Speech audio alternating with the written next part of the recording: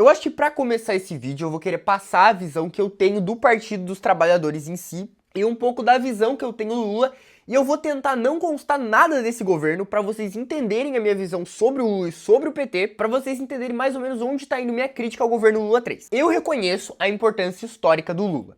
Eu sei que o Brasil estaria muito pior se fosse mais um governo do Bolsonaro. Eu sei que se não fosse os 8 anos de governo do Lula, o Brasil estaria muito pior. Eu entendo o salto de qualidade de vida que muita gente teve no governo do Lula. Inclusive, eu diria que um dos grandes fatores do Lula ter ganhado essa eleição foi a memória afetiva do trabalhador vendo sua vida melhorar gradualmente, vendo sua vida melhorar num nível muito alto nos seus primeiros 4, 8 anos de mandato. Reconheço a luta histórica do Lula pela direta já, sei que ele não é um socialista, sei que ele não é um reformista, mas eu reconheço a sua história. Já partimos daí vocês vendo a visão que eu tenho do Lula. Hoje de manhã a gente fez um ato em defesa de uma menina trans e apareceu o vereador lá do PT pra apoiar a gente. Inclusive acho que apareceu um rapaz do PSOL, alguma coisa assim, mas em massa tinha a UP na rua e tinha esse vereador ali dando um apoio, tudo. Os materiais ou eram do Grêmio Estudantil ou eram da Unidade Popular, então não teve doação de nenhum partido. A luta que a gente fez foi na rua. E mais, foi um assessor parlamentar da Júlia Zanata. E Júlia Zanata, eu espero muito que você faça um vídeo falando de mim. Eu espero muito que aquele vídeo que eu pedi pro cara não filmar menor de idade apareça.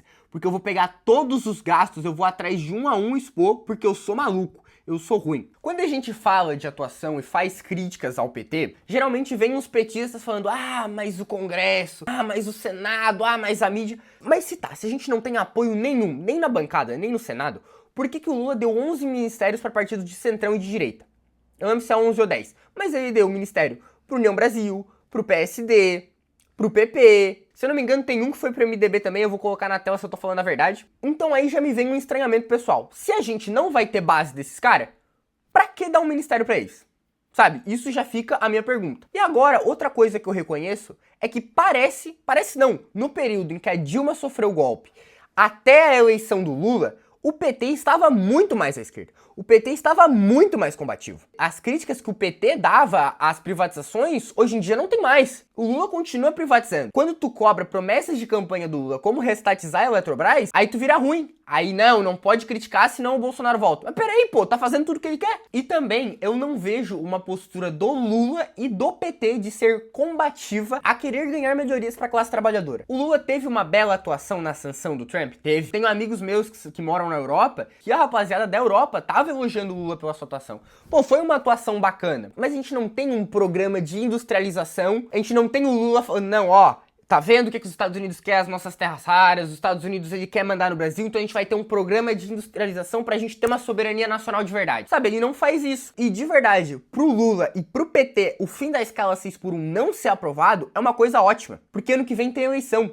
E se ele não aprovar isso, ele pode prometer para a próxima campanha, para os próximos 4 anos, para ele aprovar. Porque certamente ele vai ter esse argumento para usar contra o Tarcísio, contra o Ratinho, seja lá quem for, ou os outros candidatos do PL que defendem interesse do mercado financeiro, eles não vão poder chegar na caruda e falar, não, quer acabar com a escala 6x1, vamos pensar no trabalhador. Não podem fazer. E esse discurso pro Lula é ótimo. E por isso ele não vem sendo tão combativo como a gente esperava. Obviamente, se isso for pro Congresso, com certeza o PT vai votar 100% favorável. Mas não tem uma luta do Lula em si, não tem ele mobilizando pras ruas pra chegar ao fim da escala 6x1. Eu sei que em escala menor isso é muito comum, pelo menos aqui no estado de Santa Catarina, o PT não querer puxa massa. O PT querer, não, deixa disso, vamos no Congresso. Inclusive hoje, o pessoal do PT não queria que a gente usasse o símbolo da Unidade Popular, mas eu vivi 2013, eu já li o livro Cidades Rebeldes, eu sei o quanto pode dar merda você fazer uma manifestação apartidária, tá? Então isso aí não existe você ser apartidário em uma manifestação. Sempre que você ouvir alguém falando de um discurso não é sobre direita ou esquerda, geralmente é sobre direita ou esquerda sim, mano. É sobre você entender que a direita tá defendendo a minoria dos mais ricos e a esquerda tá defendendo o povo trabalhador e as minorias de verdade. Dito isso, ano que vem, primeiro turno eu vou votar em alguém da esquerda radical, provavelmente o Léo Péricles da UP. Se o Jones for conversar com a UP e resolver, beleza, voto no Jones, voto no Léo Péricles, meu voto vai ser na esquerda radical. E segundo turno eu vou estar votando no Lula, que é o que tem, né? Porque provavelmente vai ser um Lula e um Tarcísio, e aí, porra, eu não preciso explicar em quem que eu vou votar entre Lula e Tarcísio. Outra coisa que é bom lembrar, a Transurb no Rio Grande do Sul tá pra ser privatizada. O serviço da Transurb, ele é bom. Ele é aprovado pela maior parte da população. O Lula fez promessa de campanha que ele não ia privatizar o metrô, e agora ele tá dando louco. Não, que não seja, veja bem, é concessão, é PPP. Eu sei que o Jones tá puxando a briga do metrô de Recife e outros metrôs, mas eu falo da Transurb porque é aqui perto. né? Eu vou bastante pro Rio Grande do Sul, eu frequento bastante Porto Alegre, eu uso bastante o serviço da Transurb. Pra galera que usa o discurso que privatiza que melhora, o serviço de ônibus em Porto Alegre, ele era bom. Ele era bom, passava de 15 em 15 minutos e a tarifa era barata. Foi privatizado, agora passa de 40 em 40 minutos. Se é num bairro ruim, às vezes nem passa, às vezes eles só não vão e não avisam. E a taxa tá mais cara. Então eu não quero que essa bosta que aconteceu com o serviço de ônibus aconteça com o serviço de metrô. Porque se a passagem é cara, você perde o seu direito de ir e vir. E isso foi promessa de campanha do Lula. A gente não tá cobrando algo a mais do que ele esperado. A gente tá cobrando o que ele prometeu em campanha. E de verdade, isso tem que ser feito. Ano que vem é ano de eleição. O Lula, ele quer ser reeleito. Isso já tá claro.